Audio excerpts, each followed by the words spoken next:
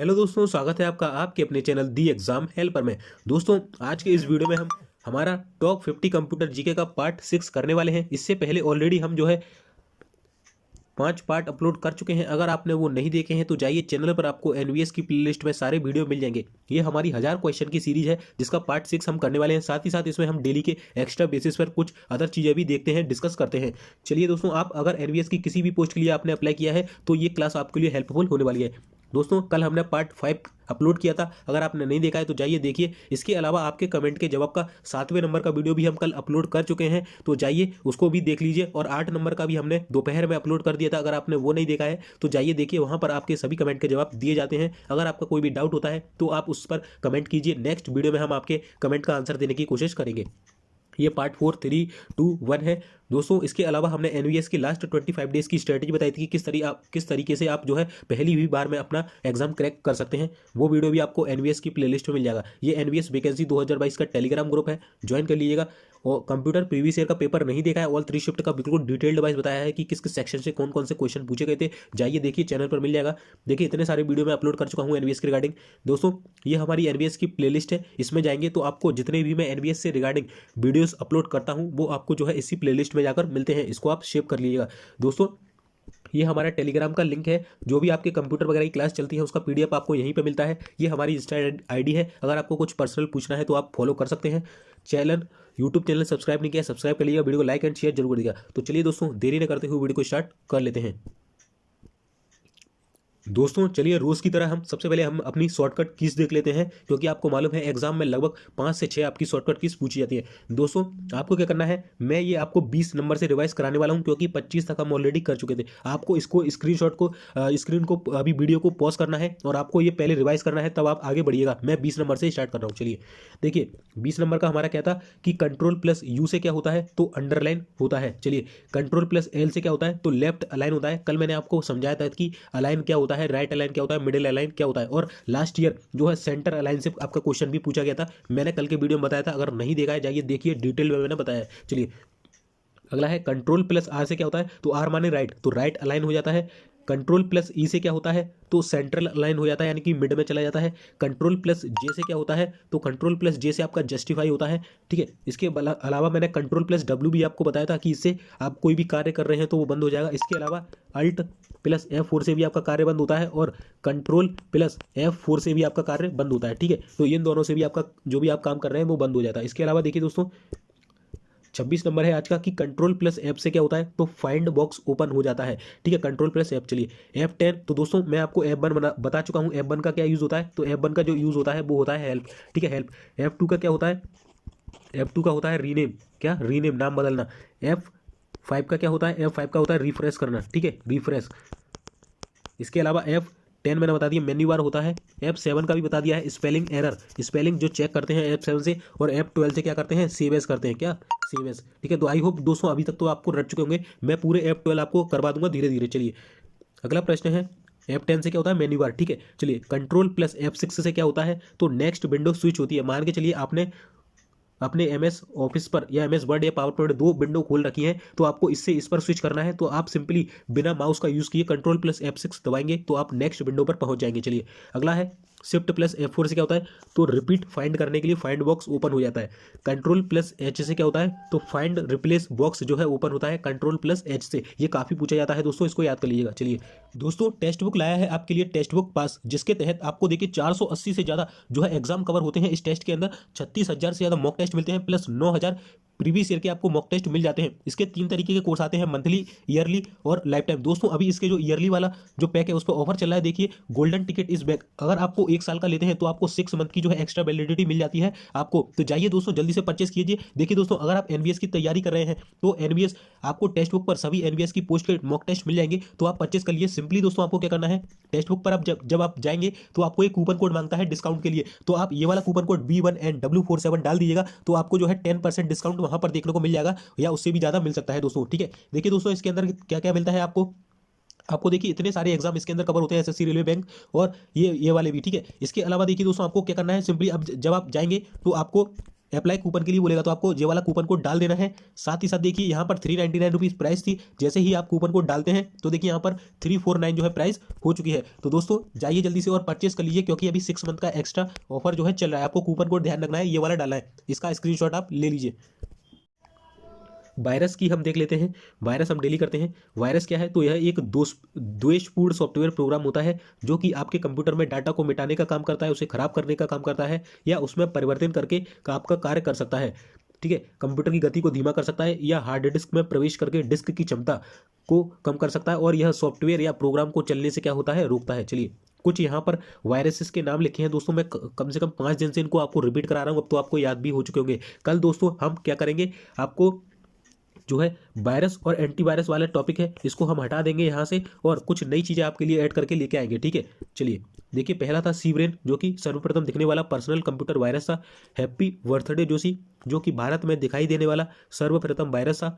Monkey virus, one hub virus, Michelangelo virus, creeper virus, Boza virus, die hard virus, cyber riot virus, Winword nuclear virus, वेच file, Philip virus, स्वदेशी virus, चुंग मुंग virus और देसी virus. इसके अलावा देखिए और भी नाम है कई सारे, bloody virus, Jerusalem, Joshi virus, Hong Kong virus, Pegasus virus, जो कि वर्तमान में भी आया था भारत में। ठीक है, इसके बाद आई लव यू काफ़ी पूछा जाता है, विंडोज़ के लिए इसे लाया गया था और 2000 में ये आया था आई लव यू वायरस। इसके अलावा Conficker virus, Mebroot virus, leap virus, storm worm virus, Mydoom virus, beast Trojan horse भी काफ़ी पूछा जाता है, beast Trojan horse virus, Anna Kournikova virus ये भी पूछा जाता है, फ्राइडे 13th वायरस, W97 और W95 वायरस, बिन HC वायरस और ऑटो स्टार्ट 9805 वायरस। ये सभी वायरस के नाम हैं, आपको सभी याद होना चाहिए, क्योंकि आप जब आपको ऑप्शन में दिया जाता है तो पूछा जाता है निम्न में से कौन से वायरस है कौन से नहीं है। चलिए अगला देखिए, एंटीवायरस। तो मैंने आपको बता दिया एंटीवायरस क्या होते हैं, आप इसको पढ़ लीजिएगा। एंटीवायरस वो चीज़ होती है जो आपको वायरस के खतरों से बचाने के लिए यूज़ की जाती है, एक प्रकार का सॉफ्टवेयर प्रोग्राम होता है। ठीक है, चलिए देखिए कुछ एंटीवायरस हैं, जो कि Avira, Lavasoft, ad aware, e scan, malware white, Norton, Bitdefender, McAfee, Kaspersky, एवाज और एबीजी और एवेस्ट काफ़ी पूछे जाते हैं। Symantec, smart dog, east nod 32, Microsoft Defender, Comodo internet security, बेबरूट सिक्योर एनीवेयर वायरस, नॉर्टन 360 भी काफ़ी पूछा जाता है।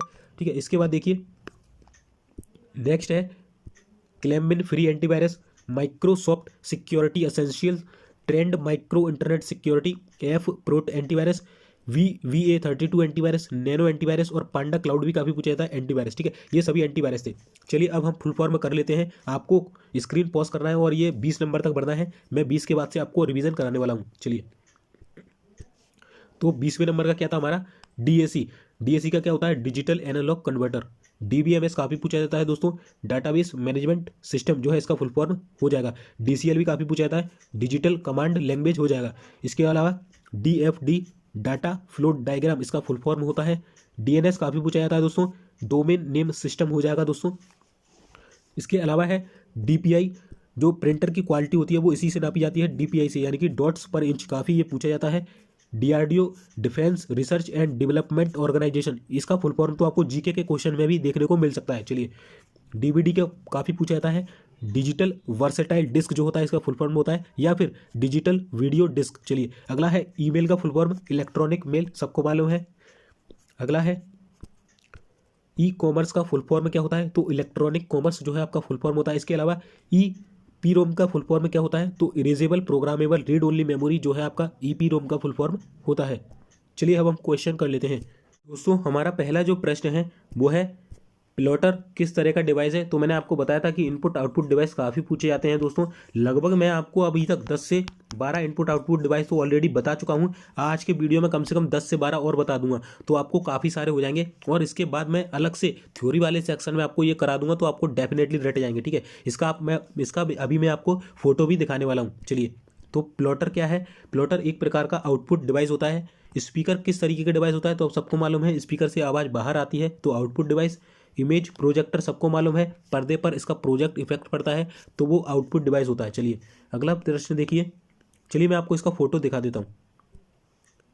तो दोस्तों ये देखिए, ये आपको स्पीकर का फोटो दिख रहा होगा, स्पीकर से साउंड कहाँ आता है बाहर की ओर, तो ये एक आउटपुट डिवाइस है। इसके अलावा देखिए ये है हमारा प्लॉटर। प्लॉटर का यूज़ अक्सर जो है आपको नक्शे वगैरह बनाने में, या जो आपका हाउस होता है उसका जो इस आर्किटेक्चर होता है उसको बनाने के लिए किया जाता है। आप इसको पढ़ सकते हैं पॉज कर, ठीक है। इसके अलावा देखिए स्क्रीन इमेज प्रोजेक्टर भी मैं दिखा देता हूँ। ये देखिए ये आपका प्रोजेक्टर है और इससे पर्दे पर क्या है, छवि आ रही है, यानी कि आउटपुट डिवाइस है, बाहर की ओर आ रहा है, ठीक है। चलिए हम नेक्स्ट प्रश्न कर लेते हैं। अगला हमारा प्रश्न है, कंप्यूटर में डीएसएल किसका उदाहरण होता है? तो डीएसएल काफ़ी पूछा जाता है दोस्तों। इसका जो यूज़ होता है वो ब्रॉडबैंड में होता है, ठीक है। इसका जो फुल फॉर्म होता है वो क्या होता है दोस्तों? डिजिटल सब्सक्राइबर लाइन इसका फुल फॉर्म हो जाएगा। चलिए फुल फॉर्म भी इसका पूछा जाता है। दोस्तों आप लोग वीडियो को लाइक नहीं करते और शेयर नहीं करते। दोस्तों अगर आप लोग इसी तरीके से लाइक या शेयर नहीं करेंगे तो हमें मोटिवेशन नहीं मिलता। दोस्तों आपका जो लाइक और शेयर है वही हमें मोटिवेट करता है आपके लिए अच्छा कंटेंट बनाने के लिए। दोस्तों मैं जो है अपना पूरा इफेक्ट लगा रहा हूँ, आपको अच्छे से समझ में आए, फोटोज़ वगैरह भी लेकर आ रहा हूँ आपके लिए, कितनी मेहनत कर रहा हूँ दोस्तों आपको भी दिख रहा होगा। अगर आपको ये मेहनत लगती है तो दोस्तों वीडियो को लाइक और शेयर जरूर कर रखिए, आप जितने भी ग्रुप्स में जुड़े हुए हैं। बाकी दोस्तों चलिए नेक्स्ट हम क्वेश्चन कर लेते हैं।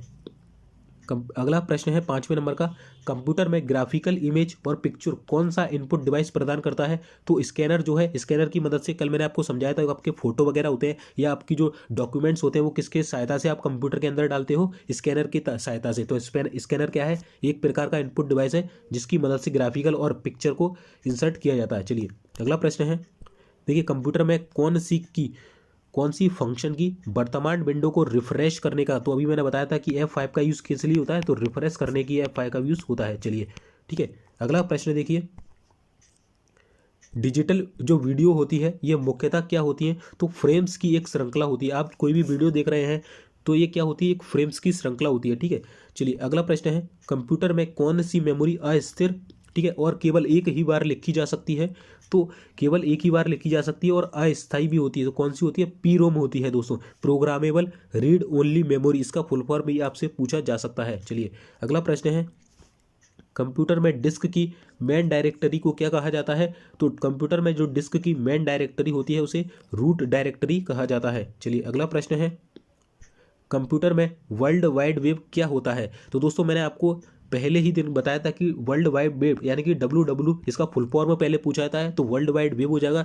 किसने इसे बनाया था ये भी आपसे पूछा जाता है, तो टिम बर्नर्स ली हो जाएंगे, टिम बर्नर्स ली, ठीक है। और कब बनाया था? तो 1889 में इसका जो है, सॉरी 1989 में जो है इसका विकास किया गया था वर्ल्ड वाइड वेब का। और ये क्या है? ये एक प्रकार की इंटरनेट सर्विस होती है। www. आप कोई भी वेबसाइट का सर्च करते हो तो आप उससे पहले www. डालते हो। चलिए दोस्तों, और इसका बैकबोन क्या होता है? तो HTTP होता है, यानी कि हाइपर टेक्स्ट ट्रांसफर प्रोटोकॉल। चलिए अगला जो प्रश्न है वो है, कंप्यूटर में कंपाइलर का कार्य क्या होता है? तो दोस्तों कल मैंने बताया था कि कंपाइलर क्या होता है। तो कंपाइलर एक सिस्टम सॉफ्टवेयर होता है, यानी कि सिस्टम के अंदर मौजूद होता है, सिस्टम सॉफ्टवेयर होता है। और इसका जो यूज़ है वो जो आपकी हाई लेवल लैंग्वेज होती है उसको मशीन लैंग्वेज में कन्वर्ट करना इसका यूज़ होता है। चलिए अगला प्रश्न है, गणना और तुलना के लिए कंप्यूटर के किस भाग का प्रयोग किया जाता है? तो मैंने आपको बताया था कि आपका ALU जो होता है इसका यूज़ गणना और तुलना करने के लिए किया जाता है और ये CPU का पार्ट होता है। मैंने कल आपको फोटो दिखाया था 3 से 4 बार, इसमें आपको फोटो याद हो गया होगा। ALU का फुल फॉर्म होता है अर्थमेटिक लॉजिक यूनिट, ठीक है। चलिए अगला प्रश्न हम देख लेते हैं, DBMS का पूर्ण रूप अभी मैंने पढ़ाया था आपको, डाटाबेस मैनेजमेंट सिस्टम हो जाएगा। एक्सेल स्प्रेडशीट का एक्सटेंशन क्या होता है? दोस्तों अभी तक मैं आपको देखिए MS वर्ड का करा चुका हूँ, MS वर्ड का क्या होता है, ठीक है, MS वर्ड का बता चुका हूँ। पावर पॉइंट का तो लास्ट ईयर पूछा ही गया था दोस्तों, कल भी मैंने आपको क्वेश्चन दिखाया था, ठीक है, ये पावर पॉइंट का लास्ट ईयर पूछा गया था। इसके अलावा नोटपैड का मैं आपको करा चुका हूँ, नोटपैड का, ठीक है। तो देखिए अभी एक्सेल का क्या होता है, तो .xls जो होता है इसका एक्सटेंशन होता है, ठीक है। अगर हम MS वर्ड की बात करें तो इसका होता है .docx। चलिए अगर पावर पॉइंट की बात करें .pptx होता है। अगर हम नोटपैड की बात करें तो .txt जो है टेक्स्ट जो है आपका नोटपैड का हो जाएगा। चलिए दोस्तों, आई होप आपको याद हो गया होगा। चलिए अगला प्रश्न है, डाटा स्टोर और परिकलन करने के लिए कंप्यूटर जो है किसका प्रयोग करता है? तो आपको मालूम है आपका जो कंप्यूटर है वो बाइनरी नंबर सिस्टम पर कार्य करता है, यानी कि आपका जो कंप्यूटर है वो डाटा को स्टोर और परिकलन करने के लिए बाइनरी नंबर सिस्टम का यूज़ किया जाता है। और बाइनरी नंबर सिस्टम का आधार क्या होता है? 0 और 1। 0 का मतलब ऑफ होता है, 1 का मतलब ऑन होता है। चलिए दोस्तों वीडियो अच्छा लग रहा है वीडियो को लाइक जरूर करिएगा दोस्तों, और वीडियो को शेयर भी जरूर करिएगा दोस्तों। चलिए अगला प्रश्न हम देख लेते हैं, और अगर आपको टेक्स्ट बुक के टेस्ट परचेस करना है तो आप मैंने जो स्टार्टिंग में आपको कूपन कोड बताया था उससे परचेस करिएगा, आपको डिस्काउंट देखने को मिल जाएगा। और जो आपके मॉक टेस्ट होते हैं वो आपकी जो है एक्यूरेसी को और आपके सिलेक्शन के चांस को बढ़ाने के लिए बहुत ही ज़्यादा उपयोगी होते हैं दोस्तों। आज के समय में प्रत्येक स्टूडेंट जो है कोई ना कोई मॉक टेस्ट जरूर दे रहा होता है, और टेक्स्ट बुक के मॉक टेस्ट तो मतलब फेमस है पूरे इंडिया में सबसे ज़्यादा जो टेक्स्ट बुक के ही टेस्ट जो है यूज़ किए जाते हैं। चलिए अगला हमारा प्रश्न है दोस्तों, पिक्चर, साउंड और वीडियो से बनी आउटपुट को क्या कहा जाता है? तो जिसमें पिक्चर भी है, साउंड भी है, वीडियो भी है, तो उसे क्या कहते हैं? तो उसे बोलते हैं मल्टीमीडिया, यानी कि सब कुछ है। ठीक है, चलिए आस्की का पूर्व सबको मालूम है, कम से कम 5 दिन से मैं आपको रटा रहा हूँ, American standard code for information interchange. चलिए कैड का भी आपको मैं करवा चुका हूँ स्टार्टिंग में, कंप्यूटर एडेड डिज़ाइन हो जाएगा। चलिए अगला प्रश्न है, कंप्यूटर में जो अधिकांश प्रोसेसिंग है वो किस में होती है? तो प्रोसेसिंग किस में होगी? प्रोसेसर में होगी। और सीपीयू क्या होता है? सेंट्रल प्रोसेसिंग यूनिट, यानी कि सीपीयू एक प्रकार का प्रोसेसर होता है दोस्तों, और इसी में जो आपकी अधिकांश प्रोसेसिंग होती है। चलिए अगला प्रश्न है, जो आपका डीपीआई होता है यानी कि डॉट्स पर इंच जो है इसका फुल फॉर्म हो जाएगा, इसकी सहायता से प्रिंटर की क्वालिटी जो है मापी जाती है।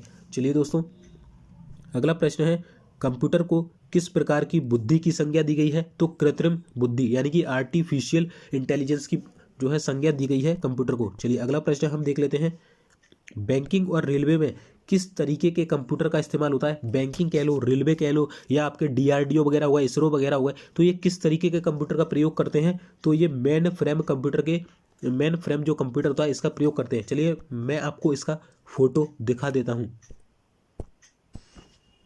दोस्तों। सबसे पहले आप देखिए सीपीयू का फुल फॉर्म देखिए, सीपीयू का फोटो, सेंट्रल प्रोसेसिंग यूनिट, इसके अंदर क्या क्या होता है? ईएलयू होता है आपका, कंट्रोल यूनिट होता है, और मेन मेमोरी, और ये इनपुट यूनिट को आउटपुट यूनिट में कन्वर्ट करता है, और इसे ही हम प्रोसेसर बोलते हैं। चलिए अब मैं आपको मेन फ्रेम कंप्यूटर दिखा देता हूँ। देखिए दोस्तों ये होते हैं आपके मेन फ्रेम कंप्यूटर, काफ़ी बड़े बड़े कंप्यूटर होते हैं जो कि आपके बड़ी बड़ी जगहों पर यूज़ होते हैं, डीआरडीओ वगैरह, इसरो वगैरह, आपका जो मार्क जुकरबर्ग की जो फेसबुक कंपनी है उसमें भी यही वाले कंप्यूटर यूज़ होते हैं। ठीक है, मैन बुकर और सुपर कंप्यूटर भी। ठीक है, तो ये वाला कौन सा हो जाएगा? आपका मेन फ्रेम कंप्यूटर हो जाएगा। चलिए हम अगले क्वेश्चन पर चलते हैं। अगला प्रश्न है दोस्तों, चुंबकीय डिस्क पर किस पदार्थ की परत होती है? काफ़ी पूछा जाता है दोस्तों, तो आयरन ऑक्साइड की परत होती है चुंबकीय डिस्क पर। चलिए अगला प्रश्न है, डॉट मैट्रिक्स किस उपकरण की किस्म है? तो एक तरीके का प्रिंटर होता है आपका डॉट मैट्रिक्स। चलिए मैं आपको दिखा देता हूँ डॉट मैट्रिक्स जो प्रिंटर है आखिर दिखता कैसा है। तो दोस्तों ये होता है आपका डॉट मैट्रिक्स प्रिंटर। आप अगर बैंक में गए होंगे तो आपने अपनी पासबुक कभी ना कभी दी होगी, तो आपको इस तरीके की मशीन के अंदर आपकी पासबुक डाली जाती है और वो उसमें आवाज आती है कड़ कड़ कड़। ठीक है, तो ये डॉट मैट्रिक्स प्रिंटर होता है, इसकी स्पीड काफ़ी कम होती है दोस्तों। ठीक है, चलिए अगला हम प्रश्न देख लेते हैं। अगला प्रश्न है दोस्तों, मुद्रित पाठ को मशीन रीडेबल कोड में बदलने के लिए किसका उपयोग किया जाता है? यानी कि हमारा जो लिखा हुआ है उसको हम मशीन के पढ़ने योग्य बनाने के लिए किस चीज़ का उपयोग करते हैं? तो ओसीआर का फुल फॉर्म क्या होता है? Optical character reader. चलिए आपको मैं इसका फोटो भी दिखा देता हूँ। तो दोस्तों ये होता है आपका ऑप्टिकल कैरेक्टर रीडर। आप यहाँ पर अपना जो है कुछ भी डॉक्यूमेंट लिखते हैं और ये से स्कैन कर लेता है। एक तरीके का और होता है, चलिए देखिए ये हाथ वाला भी होता है, इससे आप स्कैन करते हैं तो ये मशीन के अंदर चला जाता है जिसे मशीन पढ़ सकती है। चलिए अगला प्रश्न देख लेते हैं। अगला प्रश्न है दोस्तों, CISC का पूर्ण रूप क्या होता है? CISC का तो ये होता है कॉम्प्लेक्स इंस्ट्रक्शन सेट कंप्यूटर। ठीक है, इसके बाद RISC का क्या होता है? तो ये तो वही है, देखिए ISC का इंस्ट्रक्शन सेट कंप्यूटर, बाकी R का बदला है रिड्यूस्ड। ठीक है, C का कॉम्प्लेक्स, R का रिड्यूस्ड इंस्ट्रक्शन सेट कंप्यूटर। चलिए अगला प्रश्न देखिए, LCD का पूरा नाम सबको मालूम है, लिक्विड क्रिस्टल डिस्प्ले हो जाएगा। LED का फुल फॉर्म सबको मालूम है, लाइट एमिटिंग डायोड जो है आपका LED का फुल फॉर्म हो जाएगा। चलिए जब आप पीसी पर किसी डॉक्यूमेंट पर कार्य करते हैं तब डॉक्यूमेंट अस्थायी रूप से कहाँ स्टोर होता है? तो दोस्तों जब भी आप मोबाइल में कोई कार्य कर रहे होते हैं या कंप्यूटर पर कोई भी कार्य कर रहे होते हैं तो वो आपका कार्य, जब आप गेम खेल रहे होते हैं तो आपका जो गेम है कहाँ चलता है? तो वो रैम में चलता है। आप कोई भी कार्य कर रहे हैं तो वो कहाँ हो रहा होता है? रैम के अंदर हो रहा होता है। ठीक है, चलिए अगला प्रश्न देखिए, डीवीडी एक तरह का क्या है? तो डीवीडी एक तरह की ऑप्टिकल डिस्क होती है, इसका फुल फॉर्म मैंने अभी आपको बताया था, डिजिटल वीडियो डिस्क या डिजिटल वर्सेटाइल डिस्क। ठीक है, एक तरीके की ऑप्टिकल डिस्क होती है। चलिए अगला प्रश्न है, डिस्क को ट्रैकों और सेक्टरों में विभाजित करने की प्रक्रिया को क्या कहा जाता है? तो मैंने आपको बताया था कि जो हार्ड डिस्क होती है इसे ट्रैक और सेक्टरों में विभाजित किया जाता है और इस प्रक्रिया को हम फॉर्मेटिंग कहते हैं। चलिए अगला प्रश्न है, कंप्यूटर का मुख्य पटल क्या होता है? कौन कहलाता है? तो मदरबोर्ड जो है आपका कंप्यूटर का मुख्य पटल कहलाता है, इसी के अंदर आपके CPU वगैरह लगे होते हैं। चलिए अगला प्रश्न देखिए, कंप्यूटर के सभी भागों के बीच सामंजस्य कौन स्थापित करता है? तो आपकी जो कंट्रोल यूनिट है, जैसा कि मैंने आपको बताया था, अभी फोटो दिखाया था सीपीयू का, जिसके अंतर्गत आपकी एएलयू होती है, कंट्रोल यूनिट होती है और मेमोरी होती है। तो कंट्रोल यूनिट जो है आपके कंप्यूटर के सभी भागों के बीच सामंजस्य स्थापित करती है। चलिए अगला प्रश्न देखिए, डेस्कटॉप पर दिखने वाला माउस पॉइंटर को अन्य किस नाम से जाना जाता है? तो आप जब भी कंप्यूटर पर कार्य करते हो तो आपको इस तरीके का पॉइंटर दिखता है वहाँ पर, इस तरीके का, तो इसे क्या बोलते हैं? हम एरो पॉइंटर भी बोलते हैं। चलिए अगला प्रश्न है, कौन सा डिवाइस जो है डिजिटल सिग्नल को एनालॉग सिग्नल में परिवर्तित करता है? तो मैंने काफ़ी बार बता दिया कि जो मॉडेम होता है आपका डिजिटल सिग्नल को एनालॉग सिग्नल में परिवर्तित करता है। मॉडेम का फुल फॉर्म मॉड्यूलेटर, डीमॉड्यूलेटर होता है, और आपका जो डायल अप कनेक्शन है वो मॉडेम और इंटरनेट की सहायता से बनाया जाता है, टेलीफोन लाइन की। चलिए अगला प्रश्न है, काफ़ी इंपॉर्टेंट प्रश्न है दोस्तों, कि IPv4 एक होता है IPv6, ठीक है, IPv6 और ये IPv4 एड्रेस में कितने बिट होते हैं? तो इसमें 32 बिट होते हैं, इसमें 6 वाले में 128 बिट होते हैं। दोनों ही आपको याद रखने हैं, काफ़ी पूछे जाते हैं। और आपसे ये भी पूछा जाता है कि इनका अंतर कितना होता है दोनों का, तो 96 जो है इनका अंतर हो जाएगा। चलिए अगला प्रश्न देखिए, माइक्रो प्रोसेसर जो कि कंप्यूटर का मस्तिष्क होता है, यानी कि सीपीयू की यहाँ बात की जा रही है, ठीक है, तो माइक्रो प्रोसेसर जो कंप्यूटर का मस्तिष्क होता है उसे क्या कहा जाता है? तो उसे माइक्रोचिप भी कहा जाता है। चलिए मैं आपको इसका फोटो दिखाता हूँ। तो दोस्तों आपको दिख रहा होगा, देखिए ये है आपका माइक्रोचिप, इसे ही हम माइक्रो प्रोसेसर बोलते हैं, ऐसे ही हम सीपीयू भी बोलते हैं। देखिए आपका जो माइक्रो प्रोसेसर होता है या सीपीयू, इसे ही हम बोलते हैं। मैंने अभी इससे पहले दूसरा फोटो दिखाया था, इसमें देखिए एएलयू कंट्रोल यूनिट और आपका मेमोरी यूनिट होती है, जिसके अंतर्गत आपके रजिस्टर एरे आते हैं, ठीक है। इनपुट आउटपुट को ये किस में बदलता है? आउटपुट में। तो दोस्तों आई होप आपको ये काफ़ी अच्छे से समझ में आ गया होगा। नेक्स्ट प्रश्न हम देख लेते हैं दोस्तों। अगला जो प्रश्न है दोस्तों, अगर आपको कोई भी क्वेश्चन समझ में नहीं आता है तो आप उसको एक बार जरूर गूगल करा कीजिए। गूगल करने से आपको वो क्वेश्चन हमेशा के लिए याद हो जाएगा। जब आपको उसकी इमेजेस वगैरह दिखेंगे, आप यहाँ मैं समझाने की कोशिश करता हूँ, फिर भी आपको नहीं समझ में आता तो आप एक बार गूगल जरूर करिएगा, जिससे आप पूरा हमेशा के लिए आपको वो क्वेश्चन याद हो जाएगा। चलिए अगला प्रश्न है दोस्तों, जो क्रे किस तरीके का कंप्यूटर होता है? क्रे जो है किस तरह का कंप्यूटर है? तो एक प्रकार का सुपर कंप्यूटर है। विश्व का प्रथम जो सुपर कंप्यूटर था वो क्या था? वो था क्रे 1, किस जैसे 1976 में बनाया गया था क्रे रिसर्च कंपनी के द्वारा, ठीक है। तो आई होप आपको ये क्वेश्चन ये काफ़ी पूछा जाता है दोस्तों, समझ में आ गया होगा। चलिए फेसबुक कंपनी के संस्थापक कौन थे? तो मार्क जुकरबर्ग जो थे ये फेसबुक कंपनी के संस्थापक थे। चलिए कंप्यूटर भाषा कोबोल किस कार्य में उपयोग होती है? तो दोस्तों ऊपर मैं इसका फुल फॉर्म आपको करा चुका हूँ, कॉमन बिजनेस ओरिएंटेड लैंग्वेज। अगर आपको इसका फुल फॉर्म आता है तो आप बता सकोगे कि इसका यूज़ कहाँ किया जाता है, यानी कि कॉमन बिजनेस की बात हो रही है, यानी कि व्यावसायिक कार्यों में। चलिए अगला प्रश्न देखिए, अगला प्रश्न है GSM का पूर्ण रूप क्या होता है? तो ग्लोबल सिस्टम फॉर मोबाइल जो है आपका GSM का पूर्ण रूप होता है। VoIP का पूर्ण रूप क्या होता है? तो दोस्तों वॉइस ओवर इंटरनेट प्रोटोकॉल जो है आपका VoIP का फुल फॉर्म होता है। चलिए फोल्डर के अंदर फोल्डर को क्या कहते हैं? तो इसे सब फोल्डर कहते हैं। कल मैंने आपको कराया था कि डायरेक्टरी के अंदर डायरेक्टरी को क्या कहते हैं? सब डायरेक्टरी। इसी प्रकार से फोल्डर के अंदर फोल्डर को क्या कहते हैं? सब फोल्डर कहते हैं। चलिए अगला प्रश्न है,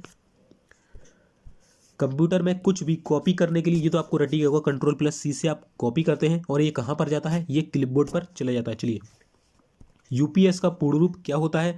तो सबको मालूम है अनइंटरप्टेड पावर सप्लाई जो है यूपीएस का फुल फॉर्म होता है। ये मैंने काफ़ी बार बता चुका हूँ आपको, ठीक है। चलिए और इसका यूज़ जो क्या होता है? बिजली चले जाने के बाद बैकअप पावर प्रदान करना इसका यूज़ होता है। चलिए अगला जो है काफ़ी इंपॉर्टेंट क्वेश्चन है कि जो कंप्यूटर जो हमारा कार्य करता है तो इसकी स्पीड जो होती है वो किस में मापी जाती है? यानी कि जो कंप्यूटर की स्पीड है ये किस में मापी जाती है? तो मेगा हर्ट्ज में मापी जाती है, MHz में। चलिए अगला प्रश्न है, OSI मॉडल में कितने लेयर या परत होते हैं? तो दोस्तों ये क्वेश्चन काफ़ी पूछा जाता है, बहुत फेमस क्वेश्चन है कि OSI मॉडल में कितने लेयर होते हैं, कौन सा लेयर का क्या काम होता है और किस नंबर पर कौन सा लेयर होता है।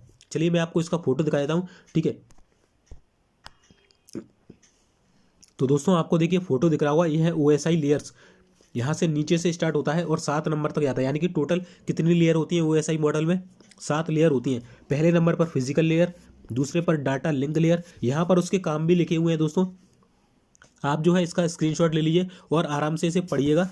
आपको डायरेक्ट यहाँ से क्वेश्चन देखने को मिलता है। ये पूछ लेगा कि बताइए जो ऑथेंटिकेशन है वो किस लेयर के द्वारा जो है किया जाता है? तो आपको मालूम है सेशन लेयर। या पूछ लेगा ट्रांसपोर्ट लेयर जो है कौन से नंबर पर होती है? तो 4th नंबर पर, ठीक है। इस तरीके से आपसे पूछता है। तो दोस्तों देखिए पहली हमारी कौन सी हो जाएगी? पहली हो जाएगी फिजिकल लेयर, दूसरी डाटा लिंक लेयर, तीसरी नेटवर्क लेयर, चौथी ट्रांसपोर्ट लेयर, 5वीं सेशन लेयर, छठे नंबर की प्रेजेंटेशन लेयर और एप्लीकेशन लेयर काफ़ी पूछा जाता है। सातवें नंबर की जो हमारी लेयर होती है वो एप्लीकेशन लेयर होती है। तो दोस्तों आपको पता चल गया ओएसआई में कितने मॉडल या लेयर परत होती हैं, तो 7 होती हैं। आपको नाम भी पता चल गया, कार्य भी पता चल गया। आप स्क्रीनशॉट लेके आराम से पढ़ लीजिएगा, ठीक है। नया डॉक्यूमेंट बनाने के लिए शॉर्टकट की सबको मालूम बता रखा हूं मैं, Ctrl+N से क्या होता है, कोई भी न्यू डॉक्यूमेंट बनता है। चलिए अगला हमारा क्वेश्चन है लास्ट। अबेकस नामक यंत्र का आविष्कार किसने किया था, जिसका उपयोग गणना करने के लिए करते थे, तो चीनियों ने किया था। दोस्तों अबेकस एक यंत्र होता है। चलिए मैं आपको इसका फोटो दिखा देता हूँ। तो दोस्तों देखिए, आपको अबेकस यंत्र का फोटो दिख रहा होगा, आपने बचपन में इससे खेला होगा। ये मोती होते थे और यहाँ पर स्प्रिंग होती थी, आप इसको ऊपर नीचे करके गिनतियां सीखते थे, ठीक है। तो आपको समझ में आ गया होगा, यह है अबेकस। और इसका जो आविष्कार है ये किसके द्वारा किया गया था, चीनियों के द्वारा किया गया था। तो दोस्तों आज का हमारा वीडियो यहीं समाप्त होता है। कल मिलते हैं आपके पार्ट 7 के साथ। तब तक के लिए जय हिंद, जय भारत।